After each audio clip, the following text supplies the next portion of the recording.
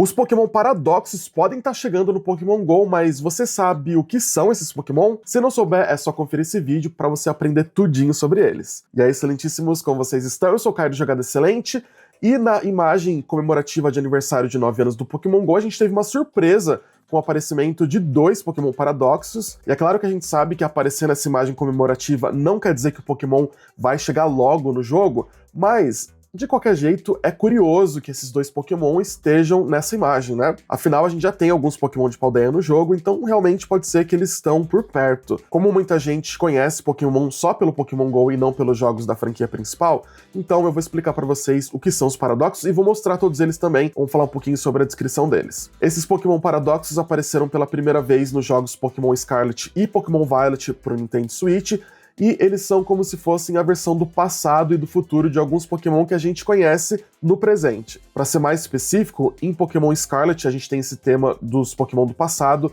e em Pokémon Violet a gente tem os Pokémon do futuro. Esses Pokémon chegaram ali na região de Paldea, principalmente através de uma máquina do tempo que o professor Turo e a professora Sada construíram, mas já houve relatos de avistamento desses Pokémon muito antes disso, o que nos leva a crer que o Terapagos, que é o lendário dessa região, pode ter alguma relação com isso devido à energia que ele produz. Vocês também vão perceber que, exceto pelo Koraidon e Miraidon, esses Pokémon Paradoxos não têm um nome muito tradicional de Pokémon. Isso acontece porque na história do jogo, um pesquisador viu esses Pokémon pela primeira vez lá na Área Zero e fez umas anotações sobre eles. Essas anotações viraram o livro Escarlate e o livro Violeta. Então, em vez de terem um nome tradicional, como o Pikachu, por exemplo, eles são conhecidos pela mesma maneira que esse pesquisador escreveu lá nas anotações dele. Antes de mostrar esses Pokémon pra vocês, eu queria falar sobre 2 pontos que geralmente geram dúvida na cabeça dos treinadores. Apesar desses Pokémon parecerem com Pokémon que a gente já conhece, então eu vou dar o exemplo dos Pokémon que a gente viu ali na imagem comemorativa do Pokémon GO,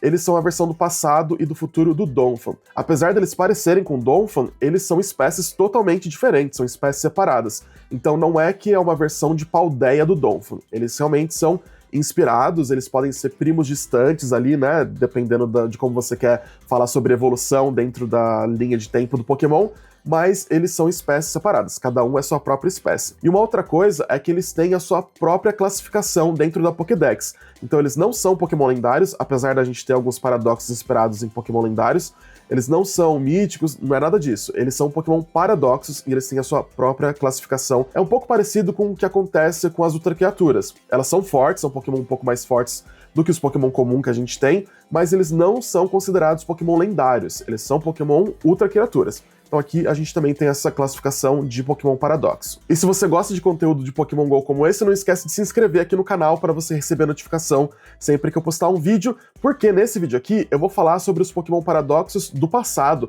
os Pokémon que aparecem em Pokémon Scarlet, e depois eu vou fazer um outro vídeo separado falando quais são os Pokémon que aparecem no futuro. Então se inscreve para você não perder nenhuma dessas partes do vídeo. Então vamos começar falando justamente sobre esse Pokémon que apareceu na imagem comemorativa ali do Pokémon GO, que é o Presa Grande, e ele é um parente distante do Donphan. O Presa Grande é um Pokémon do tipo terrestre e lutador, e lá nas anotações do Hit, que é aquele pesquisador que eu falei, tá escrito uma relíquia viva da era dos dinossauros, e em uma região árida de Paldea há relatos de uma criatura misteriosa. Dizem que se assemelha a um Donphan, mas com presas gigantes, escamas resistentes e um comportamento agressivo. As principais teorias sugerem que essa criatura é uma relíquia viva da era dos dinossauros. É chamado de Presa Grande com base em um ser descrito no misterioso livro Escarlate. O Caldabrado é um Pokémon do tipo fada e psíquico, e a sua descrição é um Jigglypuff de 1 bilhão de anos. Em alguma floresta de Paldea, dizem que vive o Caldabrado, uma criatura com a aparência fofa de um Jigglypuff, mas com agressividade extrema, atacando qualquer um que se aproxime. Seu aspecto primitivo e natureza selvagem levaram a rumores de que seja um Jigglypuff de 1 bilhão de anos atrás. Recebeu esse nome por causa da criatura com cauda e grito distintos descrita no livro Escarlate. Amoonguss com DNA de dinossauro? Esse é o Capuz Bruto, um Pokémon do tipo planta e sombrio. Dizem que essa criatura estranha combina traços de dinossauros com os do Pokémon Amoonguss. É nomeado a partir de um feroz cogumelo do livro Escarlate. Capuz Bruto lembra o Amoonguss, mas com estatura gigantesca e aparente baixa inteligência, tornando-se um lutador brutal e poderoso. Já o Pokémon Fantasma e Fada chamado Juba Sopro pode ser um pterossauro fantasmagórico. Dizem que o Juba Sopro flutua à noite com seu cabelo longo se agitando ao redor dele. Testemunhas relatam que parece um esdrivo gigante, mas extremamente feroz e agressivo. Alguns acreditam que seja o fantasma de um pterossauro de uma era passada. Uma Volcarona pré-histórica revivida ou apenas o Asa Rasteira, Pokémon do tipo inseto e lutador? Raros são os relatos de avistamento do Asa Rasteira, uma criatura misteriosa nomeada com base na descrição do livro Escarlate. Compartilha traços com Volcarona e há quem acredite que tenha sido revivida de fósseis pré-históricos, apesar de nenhum fóssil de Volcarona dessa era ter sido encontrado até hoje. Será que esse Pokémon elétrico e terrestre chamado de Choque-Areia é um Magneton com 10 mil anos de vida? É isso mesmo, alguns cientistas afirmam que essa criatura é um Magneton que vive há 10 mil anos. Foi visto várias vezes em áreas áridas de Paldea, mas nunca foi capturado. Dizem que é agressivo e já atacou quem se aproximou dele. O Luestrondo é um Paradox do tipo dragão e sombrio que lembra muito Salamence, embora nunca houve confirmação de uma ligação direta. Ele espalha apenas ao voar com muita velocidade em busca de presas e é considerado mais selvagem que o Salamence, então contato direto deve ser evitado.